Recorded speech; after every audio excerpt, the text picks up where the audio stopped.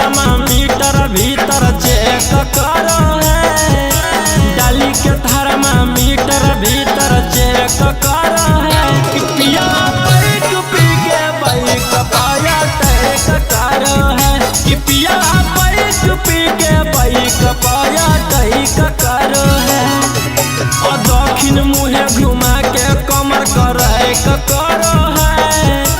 दक्षिण मुहे घुमा के कमर करैक करो है। कि पिया बैक पी के बाइक पाया टैक करो है। कि पिया बैक पी के बाइक पाया टैक करो है।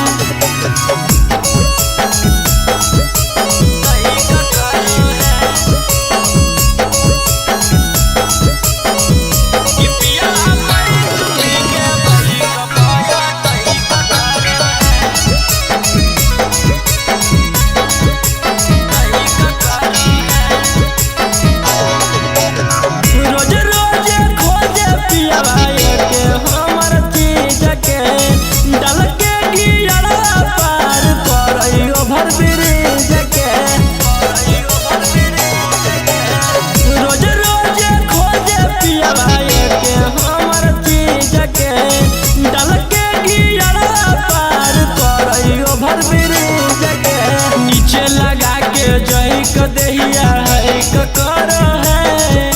नीचे लगा के जैक दहिया हैक करो है। कि पिया बैक पी के बाइक पाया टैक करो है। कि पिया बैक पी के बाइक पाया टैक करो है।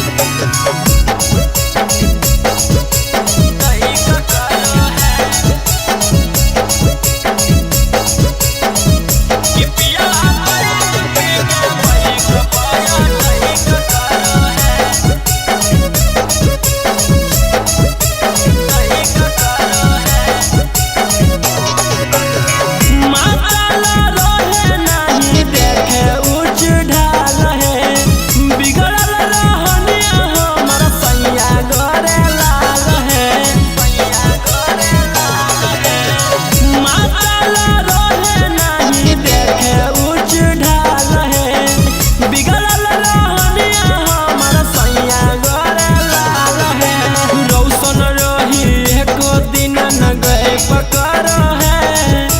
गौतम गोलू एको दिन न गए पकड़ो है। कि पिया बैक पी के बाइक पाया टैक करो है। कि पिया